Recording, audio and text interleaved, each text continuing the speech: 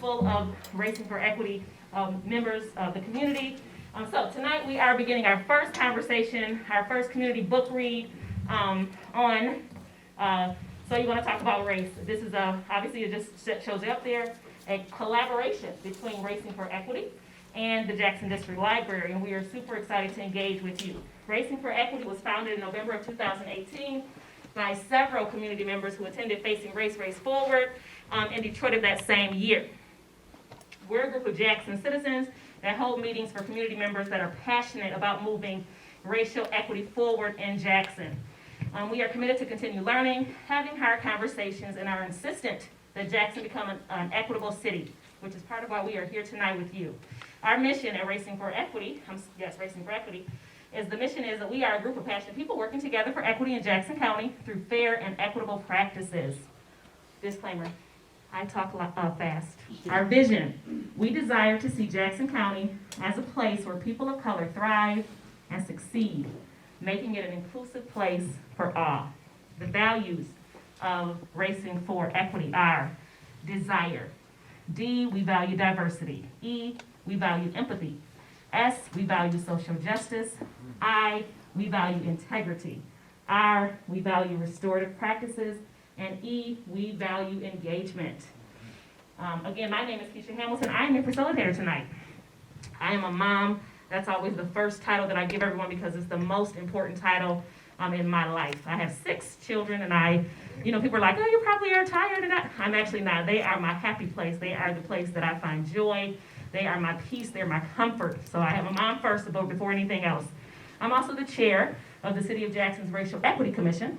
I'm the co-chair of Racing for Equity and a founding member. I've been the co-chair since its inception. I'm the host of a Facebook show called A Meeting of Diverse Minds. I'm a JPS board trustee, and I'm also a longtime resident here of Jackson. Again, we're grateful to have you all out. Our panelists are going to introduce themselves. We're trying to get right in because we missed a few minutes and we want to get into the meat of our discussion tonight. But our panelists are going to go ahead and introduce themselves. I have Miss Maisha Jones on that end. Okay, good evening, everyone, and welcome. Most of you probably know me. My name is Maisha Jones, as Keisha said. I've been a resident for Jackson most of my life. I've spent my life really serving this community in many capacities. A lot of you may know me as being the first Black woman to ever complete the reign as Rose Queen back in 2015. I work in our school systems, educating youth through a curriculum hosted by the health department. I have a passion for diversity, inclusion, and equity. I too host and founded my own Facebook social media platform called Mondays with Mai, where I invite guests in our community who are also passionate about Jackson to come on and talk about different events and organizations and awareness around really important things that help serve our community and help to make us more equitable and inclusive. I love Jackson. Jackson is a hot mess sometimes, but this is my home, so I'm committed to serving here. Thank you. Ms. Quinn.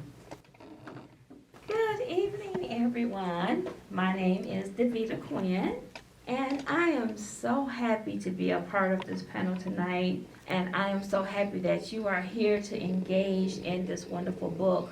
I could tell you a whole lot of things of who I am and what I do. One thing I want you to know about me is that I am a loving, trusting advocate for this community. The things that I do every day, it would probably surprise you.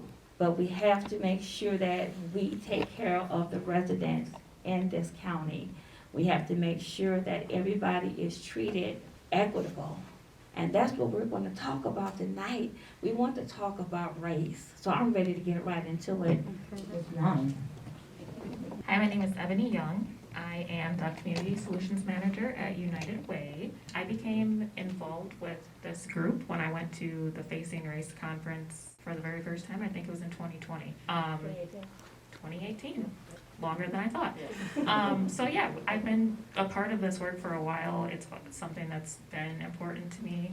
Equity, race, I live it every day in my life. So I'm appreciative of the fact that I could be on this panel tonight and hear from you all. Thanks. Hello, everyone. My name is Ann Neff Ross, and I'm the Carnegie Branch Manager, so I work here at Jackson District Library. I went to the Facing Race Conference as well in 2018 and have been a proud member of this group, listening to the concerns of the community and supporting in any way that we can at the library. People come to the library for all kinds of support, and we love hearing about what people need in our community. Thank you so much. We would love to give you so much more information about all the different things that we each do, and even how the library has made some amazing, different strides. We just want to get into this book though tonight. So, feel free to come to one of our meetings and we can talk about all those good things. But tonight we're going to try to get right into the book. For some of us came tonight, and we might not quite be prepared for the test that we're going to have tonight. So we are going to be very kind to you all and gracious. We're going to give you a very short, maybe sentence about what each chapter. We'll just kind of go real quickly through it. So listen, well, you listen quick, because we actually want to be able to get you all just to be able to talk. We want to be able to, the fun of this is actually engaging with you. So the intro, the one sentence that I thought was really important, I wanted people to have a tool that they could hold in their hand and turn back to time and time again as different issues regarding race came up in their lives. The only thing I say about that is that every single day, as Ebony just mentioned, every single day of our lives as African Americans, women, and obviously people of color as well, we live everything that comes up in there. Like today, every single day, it's an issue. Sometimes we'll want to speak out, other times we don't, but every single day it's an issue. So much so that even today I had to tell a person that I work closely with, I said, I'm gonna let Google teach you what is going on here. Like, we have to have these conversations every day, and the fear of having these conversations and et cetera, we just live with that. But we also, as everybody mentioned, are so passionate about us learning what this stuff is and how to fix it and how to engage each other in a respectful manner and in a humanistic way that we choose to have these conversations. This book, it is a tool. You can actually go into this and find different scenarios that will relate to different issues and things that have arisen in your life and the lives of the individuals that you, of people of color that you have dealt with, that'll help you understand how to, engage differently. So it is actually a tool. I don't know who has 1 through 5. Will you get me first? I have a question. How many of you all have this book? So I'm going to ask this question to you all. Did you find chapter 1 engaging? Did you find that you thought was the definition of race something different than what you got in chapter 1? So I'll leave that out there for you to think about. Race as we know it here in the United States, integrated really with the economic system, money, right? We're talking about money. We're talking about social status. We're talking about who are you and where did you come from? How did you get here? We're talking about the justification, as she discussed, with slavery. Slavery and genocide. How about that? The taking of someone, possessing someone for your own gain. Genocide. Killing off masses of people for your own gain. We have to think about what is race. Race is alive. Have you seen people in the streets marching, talking about race more than ever? You've seen presidents in the past just change the whole race thing around to try to take it back to some place we would never want to go back to again. It's about race. It's about the class, gender, the sexuality. It's about the ability of a human being, of a person, a class, a race. The people of color, the people of other nationalities are so different than any other people. And we know that. It's race that we have to think about, how are we going to fit this into something? How are we going to fit it into something? It's broader than that. We have to really think about it. So I asked that question. Anybody want to talk about that? Anybody want to think what they thought about race, but as she explained it, no hands went up. Okay, so we'll think about that. Chapter 2, what is racism? Very broad definition for a lot of different people maybe. But what we see here, that racism is any prejudice against someone because of their race. when their views are reinforced by systems of power. Reverse racism doesn't work as a defense against systematic racism. You can't say, well, I didn't know. This is how it's always been. I didn't know. I don't know what racism is. It wasn't me. Me racist? Not me. My best friend and the guy I work with and talk to at the soda pop machine, he black. I work with black people. I know black people. Not me. But yeah, it may be you. It may be me. We have to think about that. So chapter 2 talks about that racism. Chapter 3, what if I talk about race wrong? I think some of us may have did that. You know, that word used to be color. Oh, that's a Negro. Oh, that's a colored person. Oh, that's a black person. Well, what do you want to be called? Well, what color are you? I tell people that, you see my beautiful skin, I'm pecan. You know, you say, oh, you black. I'm like, you must don't know your colors. Because I'm not black. Nowhere. Maybe my hair if I dyed a little bit. But what is it? So when we talk about race wrong, sometimes we're going to screw it up. Sometimes we may get it wrong. But when you get it wrong, you know what you have to do? Apologize. Get it right. Make it right. Say, you know what? I got it wrong. Would you accept my apology? Can we talk about this? Maybe we can share some things. Maybe we can read some books. You can tell me to read some books how I can understand. It's all about understanding and learning. Sometimes when you fail, it's a lesson to be learned. When you learn from that lesson, you get back up and you try to do better. So that's what chapter 3 talks about, getting it wrong. Here's a couple of things here that was in chapter 3 that I really, really like is don't beat yourself up when you get it wrong. Oh man, I really did it wrong. No, don't beat yourself up. Just do it right or better the next time. Chapter 4, why am I always being told to check my privilege? Probably because you do need to check your privilege. How about that part? You probably do need to check your privilege. What is privilege? It is a social justice content that is an advantage or a set of advantages that you have that others do not. That others do not. I had an aunt that passed away, and my cousins going to have to bury her next week. And she didn't leave an insurance policy. So we have to make sure she gets taken care of.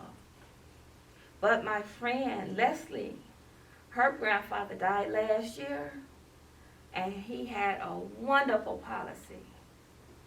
And he left them all something, houses, trucks. He left them things. Those advantages is going to help Leslie and that whole entire family. That's privilege. My aunt didn't have anything to privilege her children with, not even a life insurance policy. Dismantling that privilege sometimes means that you understand that you have something that I don't, or you gain something from maybe old money, what we call old money, your grandfather's father's several generations back, you inherited money. So that's what chapter 4 talks about, is that privilege and checking that privilege. Chapter 5, what is intersectionality and why do I need it? Here's why. It slows things down. It brings people face to face with their privilege.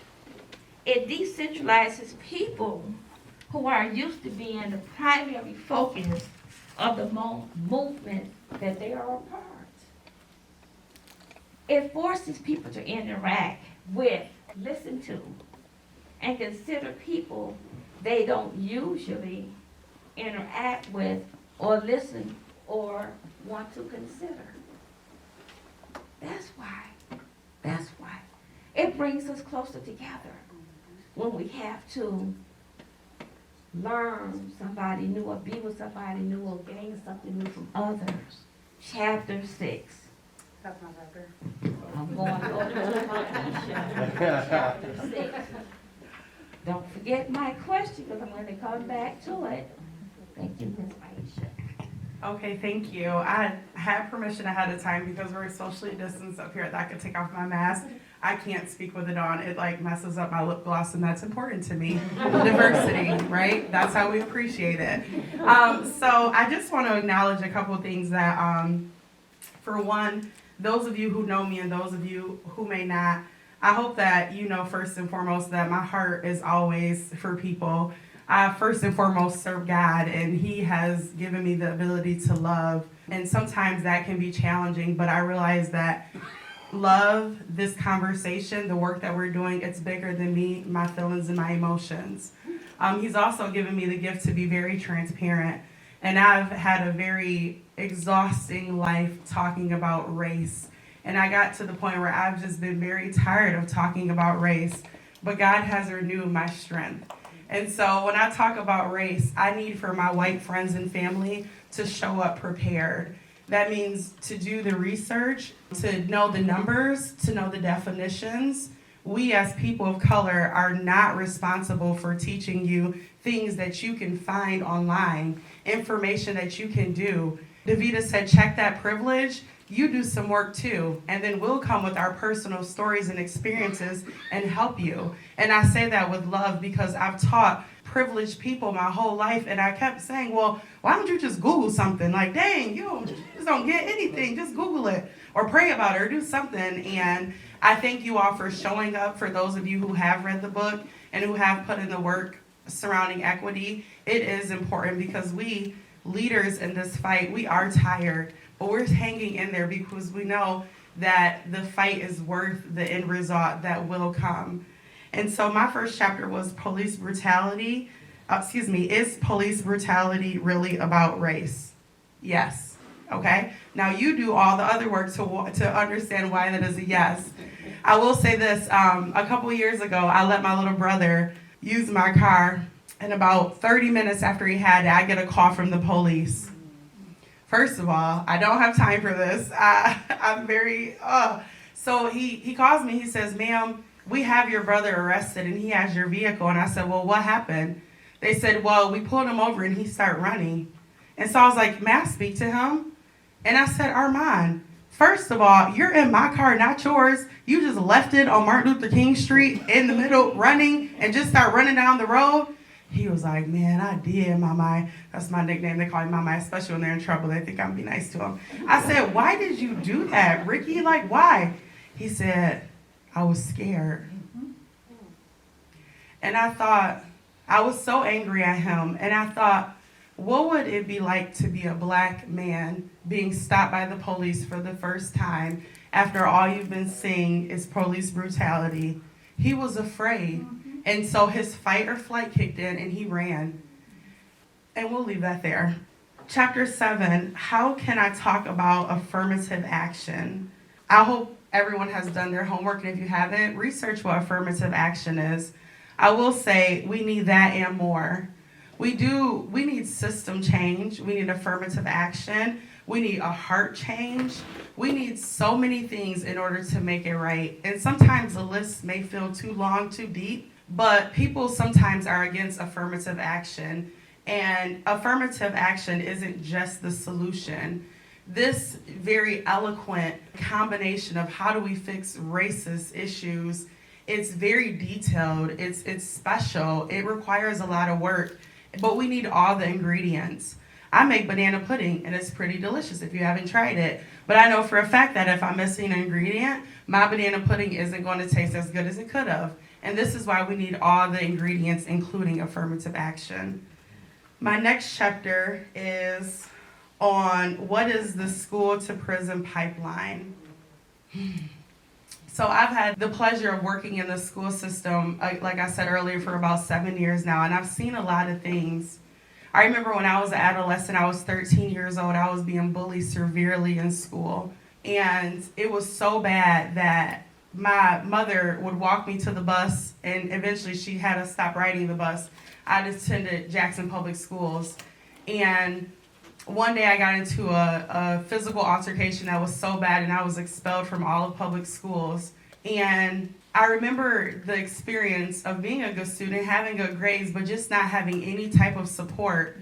People think that I'm a radical or a crazy child, when really I just needed some help. I thought about, where were the teachers?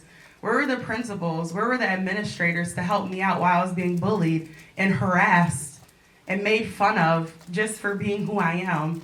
But yeah, I had to deal with the consequences alone. Fortunately, there was one teacher, a white teacher, who stepped up and came to my home after school every single day in order to get me through the 7th grade. She was not paid for that. She did that out of the kindness of her heart. The system, I think about even the curriculum designed around people of color, which very disrespectingly does not at all mirror the experience in Black culture and other cultures that it needs to. I think about being a diverse woman of color, and with diverse, we know that's more than just the color of our skin, but yet you have us sitting in a system that's whitewashed and then want us to conform to that system, and when we don't, we're punished. And then when we're punished, you already have preconceived notions of us. Teachers, administrators already think that we're bad if we're loud. If I have a voice, I'm talking back. If I have strong personality, it's an attitude. You've already made up your thoughts and ideas about me. And so now when I am loud and you attack me and then I react, now I'm in trouble, and you don't want to help me work through that, but you want to dismiss me and suspend me. So then I lose trust with the education system, and now I don't want to go back. So then if I don't have an education, I can't get a job. So if I can't get a job and I need to survive, I have to go to things that are illegal in order to survive. And then next thing you know, I'm incarcerated. And no one's asking me what happened to you, but they're asking me, why did you do that? What will make you do that? You need to learn from your mistakes instead of saying, what happened to you? My last chapter was, why can't I say the N-word? Because I said so. Put that somewhere, okay? All right, I thought about that, and I thought, oh my goodness, the privilege even in that comment, but fortunately I'm Black, so I can say things that other people cannot say, but words have power. And you have to understand the history of words. I remember one time, a long time ago, I've had a few different careers. I was working at a bank, and there was the sweetest old little white lady sitting in front of me. She was so sweet. And she was like, wow, you are so pretty to be a colored girl. And I thought, what do you mean? What do you mean color? What color am I? And fortunately, I wasn't as knowledgeable and passionate and transparent as I am now to really fully educate this woman for the hour and a half it would have took me to. But I think about the experience I have, and even without people saying, you're pretty to be a colored girl, the looks, the ways you can communicate with me, the words that you use, the language, as if my master's degree in communication, strategic communication and leadership, somehow isn't good enough for your high school diploma because you have white privilege. Words matter. And we have to really understand where words came from in order for us to really understand the impact and why we can and just cannot say some things. That's my portion. That's very powerful. Thank you. So my chapter is, what is a cultural appropriation? That is also a huge concept. So here at the library, we try to have programs for people to expose people to new ideas. We have lots of books in the library, and we are very careful about how we do that, and sometimes we get it wrong.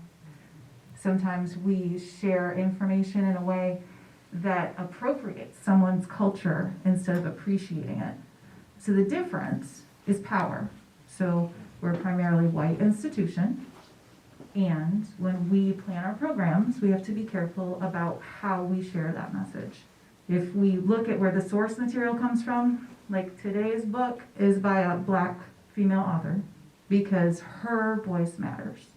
So she's the foundation of this conversation. There are many white authors who also talk about race. And we chose not to use that because appropriating the conversation from the people of color is not the intention. To appreciate the culture, last time we were able to have events in person, we had a wonderful guest who came and shared head wrapping. And I think some of you were in the audience for that event. And she spoke from her cultural knowledge. She was a woman of color. And she spoke about the traditional ways that you can wear headdresses and the cultural meaning of that.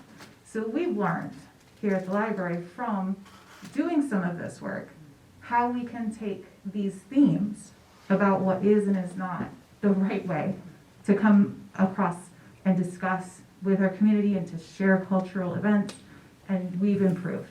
I understand that white culture is normative, like all the shampoo commercials. Many of our print magazines, many of our YouTube videos are about how to care for white hair styles. And thankfully, the balance is shifting, but I don't know much about weaves and braids, and I find it interesting that the author criticizes the Chris Rock film that I totally watched to learn more, right? I totally watched that. And it was informative, but I will not pass judgment on how anyone styles their own hair or chooses to present themselves, because that's their choice. And I am not the expert on even how to style white hair. So I can admit that that's not my strong point. So I did print out some examples. Chapter 12 is about microaggressions. And Keisha, I don't know if you want to pass out those. Talking about microaggressions is where we live most of the time. So we say things we don't necessarily realize what the impact of our words might be. Our intent as white folks is to be curious, to ask people about their experiences.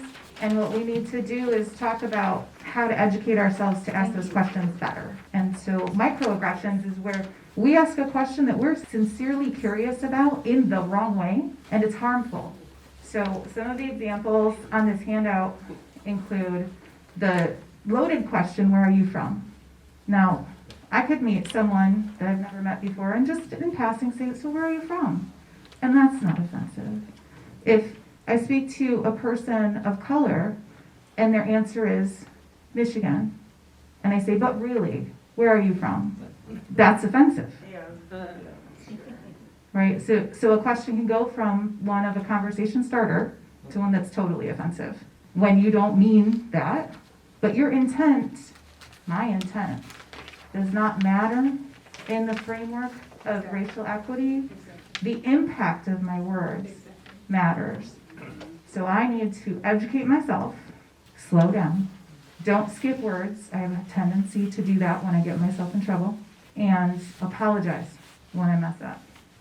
So microaggressions have a cumulative impact, and that list is long, it is double-sided, but it is very helpful to me to make sure that I have the right frame of mind. So if you have questions about any of those later, I think that would be great. Chapter 13, why are our students so angry? Maisha did a lot to share that story about what it's like to be a student of color in a white system. And I have a couple white students at home who are also angry. In this book, there's a story that's shared about a young man who refuses to say the Pledge of Allegiance. My children did the same thing, and they faced some of the same conversations, but they did that for the same reasons. The feeling that we're a united country and that we have a just society, which is the core of the objection of the student in the book, is hard when you're a kid to look at the reality around you and feel like that is reflected in what you see. Objecting to that, as long as you can articulate it and you have a good basis and knowledge for that, is absolutely one way to start that discussion. And I am so proud of my student for doing that, but there were a lot of phone calls about substitutes who didn't understand punishments that were difficult conversations for that student, and speaking to the principal to advocate on their behalf, because that is also freedom of speech. The freedom to protest and not say the Pledge of Allegiance in school. And I want to acknowledge if your children were Black, they wouldn't have gotten those opportunities. Absolutely. Thank you, Maisha, for mentioning that. That's one conversation that we have regularly at home.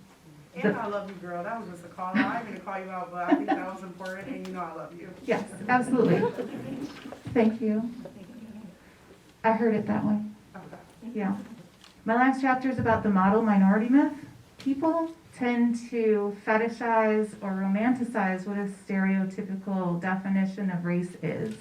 Model minority in this example is Asian Americans who are good at math and science and technology. They're the perfect minority.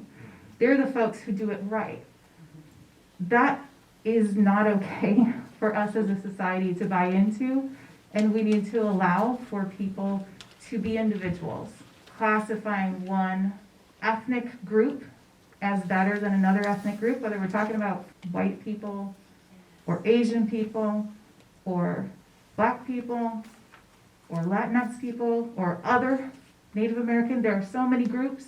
To classify people and rank them is something we need to stop doing. Those are the ends of my chapters. Thank you. I too am going to take off my mask to speak.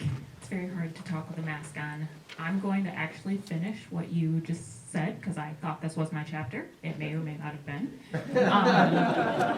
But I made notes on it. So I did just want to say one more thing about that chapter. One of the things that stuck out to me in there that she said was, we're not in competition for the biggest slice of white supremacist pie.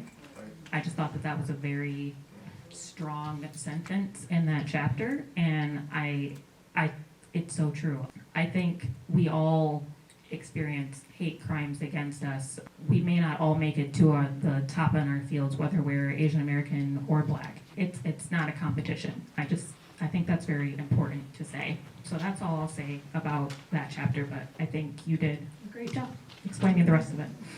In fact, there's one more thing I'm going to say about that chapter. Reading my notes, and there's one more thing. I think it's also just important to note that race is not just black and white, and I think so many people forget that. And even though it's not just black and white, I think people, even if they expand upon that, they'll think it's black and brown, or black and Latinx. You still need to say Asian Americans. I think that's very important. Naming is something that people just need to do better at. Chapter 15, the title was, But What If I Hate Al Sharpton? Which I remember when I first saw this chapter in the book, the chapter was not what I thought it was going to be. I'll just say that. But it talked a lot about Martin Luther King Jr. and Malcolm X. And when people talk about them and when they talk about them in the movement, they look at them completely differently. They'll look at Martin Luther King as very calm and peaceful, and Malcolm X as angry and corrupt. And you'll realize as I'm going through these chapters, I pulled a sentence out of each one that stuck with me. And the one in this that stuck with me was, don't let your feelings about a person within the movement become the focus of your work towards fighting racial oppression. They both had the same end goal, and that was freedom from oppression. They used different words and they went about their actions differently, but they all had the same end goal. So I think that's really important to highlight, and people should not look at one as better than the other or one more aggressive. A lot of people don't even realize that Martin Luther King had, like it said in the chapter, police after him, like FBI. That's not important. Like, the important part is what they were fighting for. Yes, he was. And then this chapter just talked a lot about tone policing, which, if you don't remember what the definition of that was, it says when someone who's usually the privileged person in a conversation shifts the focus of that conversation of the oppression to the way it's being discussed. And when tone policing is done, it prioritizes the comfort of the privileged person over the oppression of the disadvantaged person. That was a lot of words, but basically, tone policing, it's all about the person who's doing it just wanting to be comfortable. And when you're having conversations about race and racism, it's not going to be comfortable. Chapter 16 was, I just got called a racist, what do I do now? The one thing I wrote down from this chapter was the sentence that said, this chapter is for white people. Obviously, I read it, even though it said that. But this chapter really did talk about the fact that it's not easy for people of color to talk about racism and confront our feelings. When we do and when we share the things that we're going through, it's not easy, and the fact that we are doing it, you really should feel privileged that we're even sharing those feelings with you, because it's not easy to do. And especially I feel like in this day and age, myself personally, people in my family, like, racism is something that has been going on forever in this world. But I think over the last couple of years, the conversation has shifted with so many things that have happened publicly.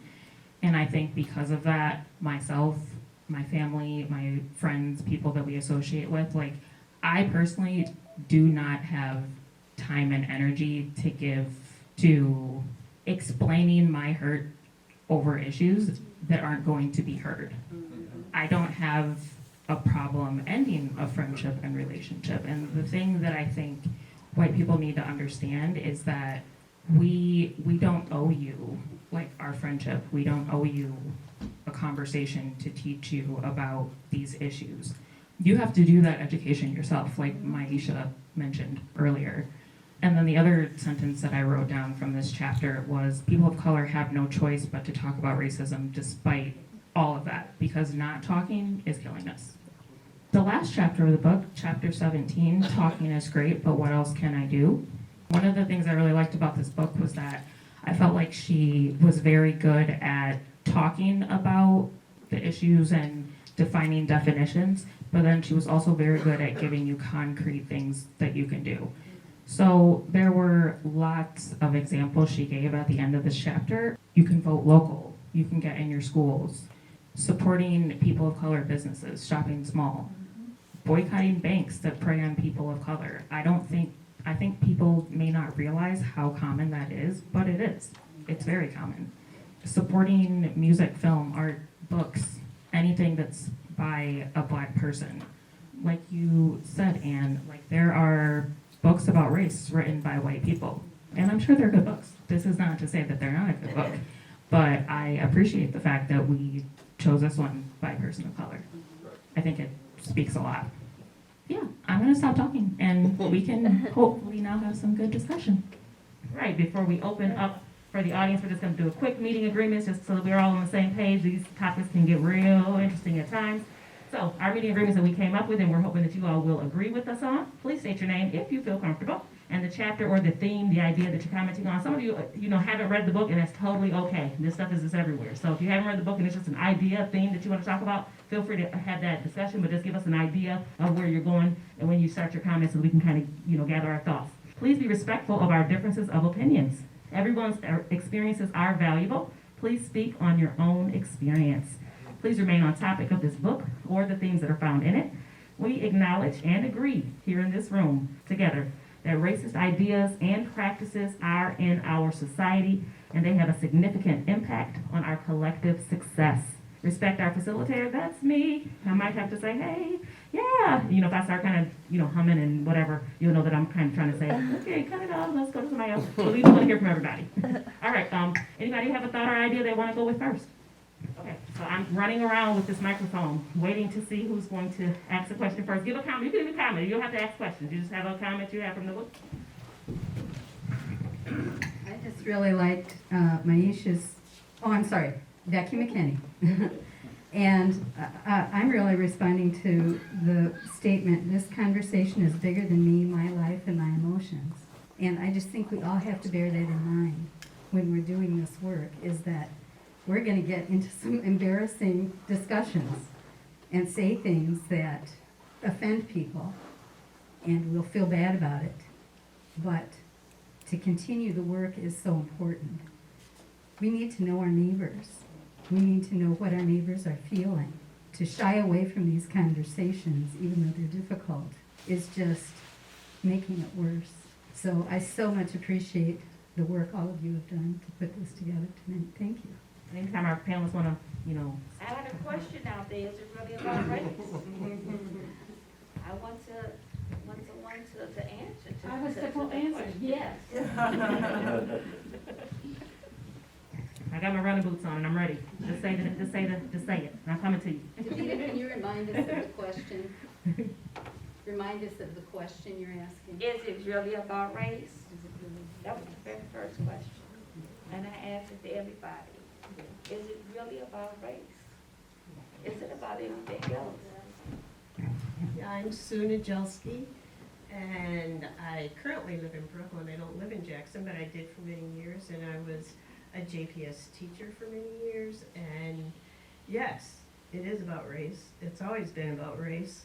And for 50 years, I've wanted to do something about that. So the fact that you are actually hosting this actually is fabulous. And I hope that it goes beyond talking about it, because this could be actually the critical moment that we've waited for all our lives to make a difference.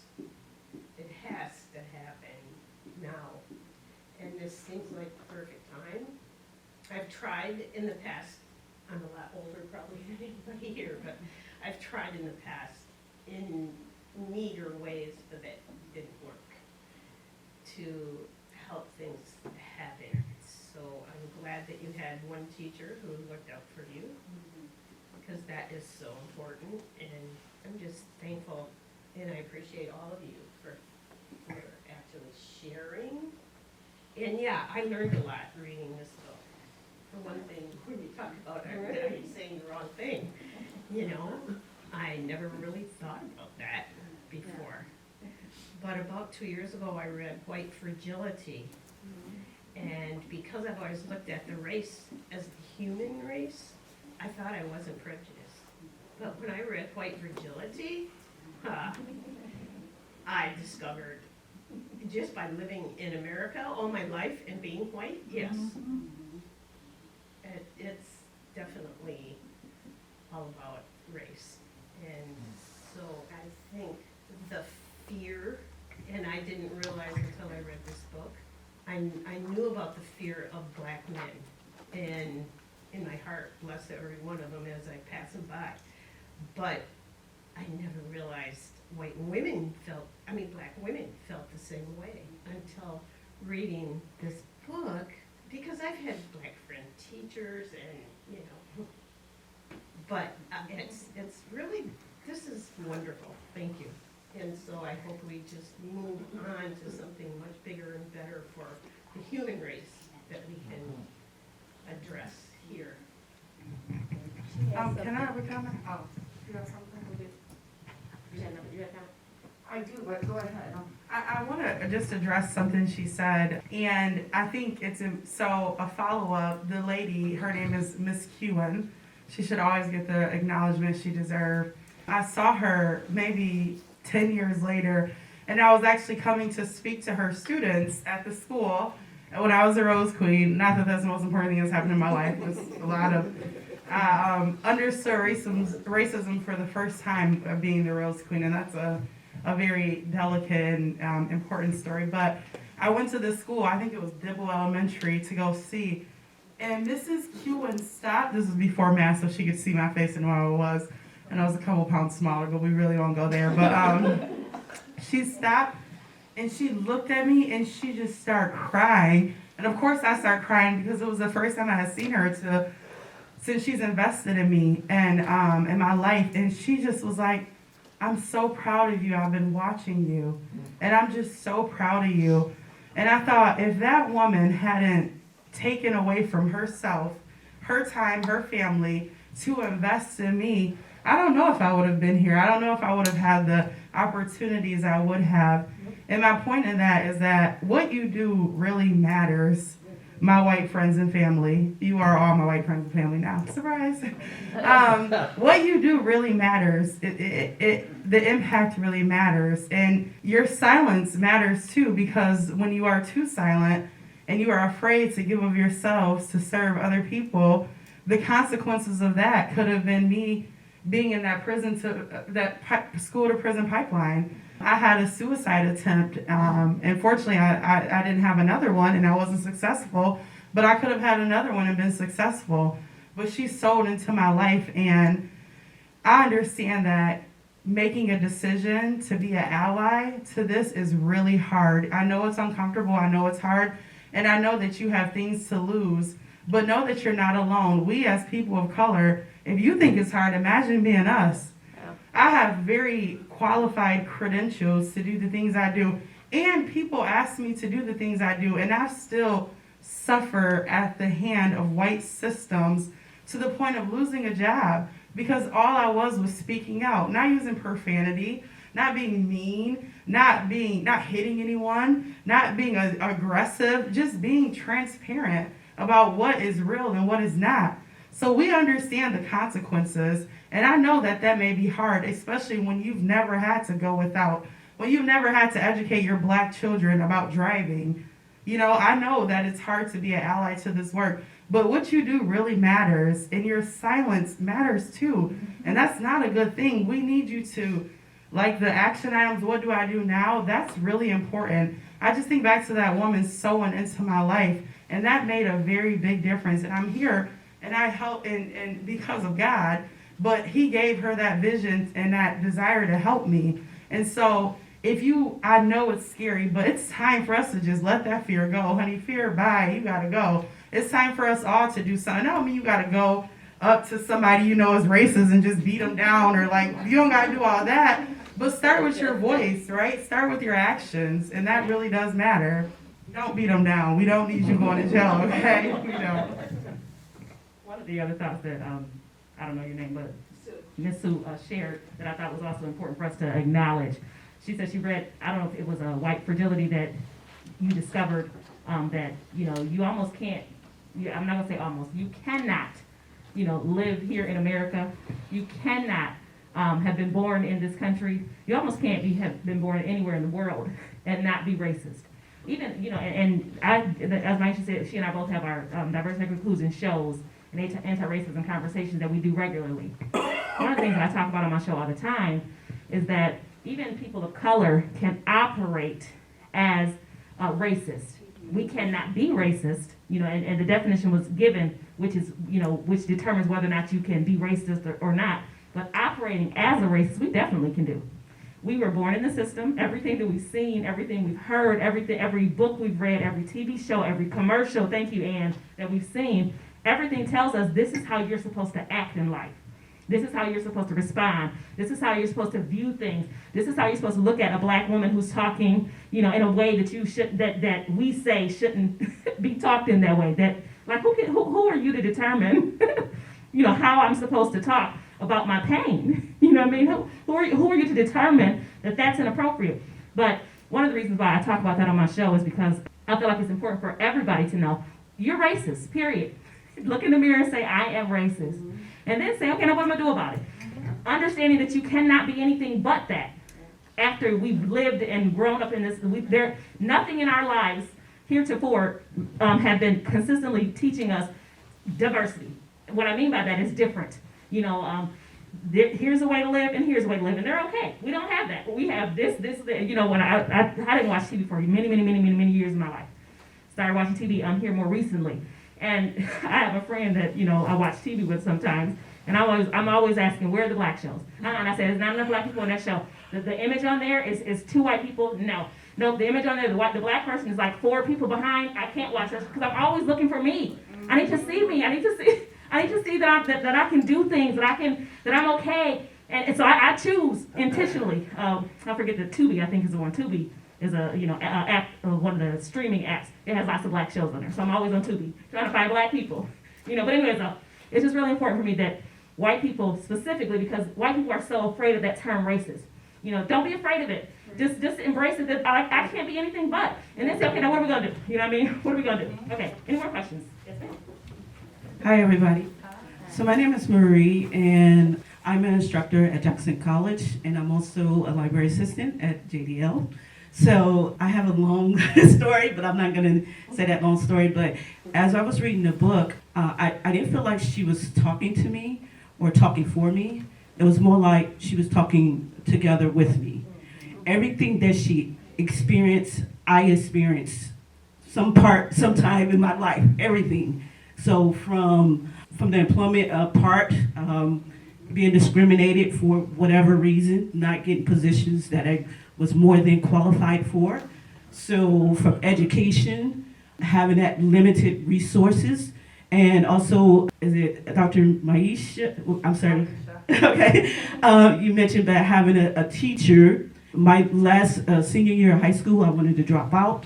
But I had this teacher, so happened to be Caucasian, who was there, who, provided guidance for me, who did whatever she could to keep me in school. She says, "You're almost done, don't leave. You can do this here." So your voices do matter, you do matter. And, I talk to her now, and she's so proud that I'm a teacher now, but she was my main encouragement or whatever, because there was not a lot in my community. There was not a lot of teachers that were helping you. The school didn't really care. So again, like I said, everything that she talked about in this book, I just felt like she was stealing the words coming out of my mouth. Of course, she could articulate it better than I could. But it was everything that I wanted to say, have been saying for years and years, especially when you're trying to approach people at work that maybe haven't said something inappropriate. Just not too long ago, even with JDL, and I hate to put it on the bus, It's all right. Go ahead. but I experienced some issue with a colleague who made a comment about, and I think, Ann, you was talking about the school doing the Pledge of Allegiance and your kids were protesting. And I remember she visited a school to do a reading, and she said, and I asked them, I was like, "Oh, they did the Pledge of Allegiance. I thought they took that out." And it could be people from, other countries that may not believe in the Pledge of Allegiance. And I had to explain to her the reason why these athletes did it was in protest of African Americans being, brutalized by police. But instead of her understanding it, she became the victim. So that made me even more upset because she wasn't willing to listen, she wasn't willing to learn, and frankly, I wasn't really willing to teach her because I had had enough.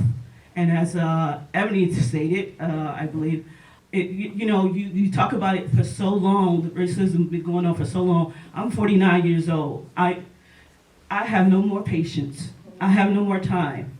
I don't want to discuss it again. I don't want to educate someone who's not willing to learn and someone who's not willing to change their ways.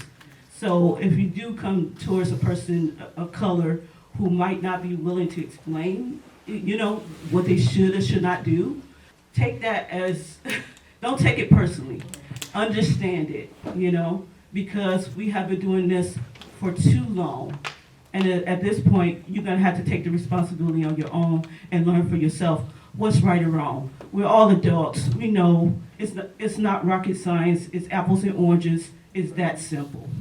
We'll be checking on your job in 3 months. And that's the first thing I thought of, and I'm actually not kidding. And just to acknowledge that. Oh, yeah. It's one of the things that you said I think is so important is just how familiar the experiences are that she wrote about. They are like, as we mentioned, I don't know the author, so I can't remember how to pronounce her name. But she wrote it and said that I want this book to be a tool for you. Because you actually can read that book. Every last one of us as African American women, because those are, on the panel that read this book, every page of what she wrote, we could identify with. Now, we didn't have the exact same experiences because we aren't her, but every experience. Just like this, what's your name again? Marie. Miss Marie. I don't know Miss Marie. I've never met Miss Marie ever, but you identify with everything that was written in that book because this is nonstop, daily, all day, every day. People call it. So if you're reading this book because you want to learn, then you actually have a good book that you're reading. And if you're really intentional about learning, you will learn something. Questions? Not really a question. I'm Marla Gilpin. but more something she said in the very beginning about abuse. I was in an abusive relationship, and I was in it way too long. Anyway, what I really appreciated was how she was put on the defensive by her abuser. He would say, I only said shut up to you once. And so that was his way of saying, what's the big deal? Well, maybe once doesn't hurt, but if it's every week or 3 times every day, the abuse does become very painful. But what really got me was toward the end of that analogy when she said, racial oppression is even harder to see than the abuse of a loved one, because the person inflicting pain in the individual instance may themselves really have the best of intentions. But in these cases, this is the world that is abusing you, not one person. And that helped me to relate more than anything, because of living in an abusive situation, to recognize that one abuser is one thing, let alone having the whole world be your abuser. Thank you. A meeting of diverse minds. I do it on Facebook. A meeting of diverse minds. It's a conversation I do every bi-weekly now. I'm on a bi-weekly schedule, but every other Wednesday at 6 o'clock on Facebook, you can find me. A meeting of diverse minds. I have these kinds of conversations every week, or every 2 weeks. Unfortunately, too many of you know my daughter Sarah here, and I told her I wasn't going to say anything. He did. I'm the guy that can't talk about this in the right way, so just let me speak. I got to tell you, I just did not like this book. It was offensive. It was difficult to read. It just was really, really awful, and I didn't like her premises. I didn't like the way she brought things out, all because I try to justify myself as I'm reading this book. All right. I find it to be challenging to even remotely understand where the world is on this issue. You know, I can tell you my history and how I grew up in this large family with no money. And my dad told me one, and I was just sitting there thinking about this. He told me I was happy. I have 11 brothers and sisters. He was happy to make $1,000 a year for each of our children. So he raised us on $11,000 a year. And I thought that was great. That's amazing. But then as I sit through this conversation, I'm thinking, okay, a similarly placed black man or a person of color, I apologize, would he have even made $1,000 and raised 11 kids? And I think that's where I struggle and where I'm trying to get those people in my sphere of influence. And those of you who have influenced Sarah just know she's my buffer, and she straightens me out on these issues quite a bit. She is not hesitant to put me in my place. So, good Lord. Well, others do it too. Ebony, you help me too. But I'm the guy, you know, I can read a magazine or I can read an article and I can try to figure out what that person is saying. But I really want to know the person who is telling me what their story is all about. So I'm the guy that's going to ask you, relate to me your experiences. In my job, my name is Doug Scott, by the way, and shouldn't have told you that because now you know Sarah. But, you know, I'm a human resource manager for a local company. I sit on the United Way board of directors, and I participate in the diversity, equity, and inclusion committee that we have there. And I'm the guy that just doesn't know anything, all right? But my goal is to try to find a way to bring people out of their situation into something better. And I struggle with that because as I interview people and as we hire people of color, Hispanic, I have a couple of Puerto Rican young men that work for me now who just really don't do English well. But we're not a company yet that has done well with Spanish, English translation for documents and things, and it's really bugging me. How do I get this done? I need to know, and I'm not asking for this for anybody. You can come to me later and help me all you want. But in my world, in trying to improve my little world, how do I bring them along? How do I bring somebody who has had an educational deficiency, not of their own, but just because society brings that into them? How do I bring them to a point where they can function at a level that they can maintain the job that I have, which takes a level of education that's not less than college, or not less than college, but less than high school, where they've got to be able to read proficiently. And, you know, how do I bring them along? And these are the things that I'm striving to figure out to make my company a better partner in the community to help other people, people of color, Hispanics, whatever, make it and have a better life. So I don't really have a question, except I do have one question. You mentioned banks that have issues, and I remember sitting in another situation where the hospital had some disparity with treating women of color. Is it unfair to publish this, to provide information on these businesses, to challenge them? You know, I think we ought to get a little more active on these things. And while I appreciate this crowd, you know, we need to take this message to those people who are influencers in our community, you know, that can take this to the next level and really make a difference in the lives of people. So, thank you. Did you want to address that? Or anybody on the panel? As far as your question on can you go public with those organizations, I say yes. Silence is the issue. I think if you're aware that things are happening, you should want to challenge them. I feel like we all know someone who probably knows someone who has tried to go into a bank and get a loan. I mean, if you can be helpful, you should advocate for people. And some people aren't going to feel comfortable to advocate for themselves. And if you're a person of color, it's because when you do try, people don't always listen.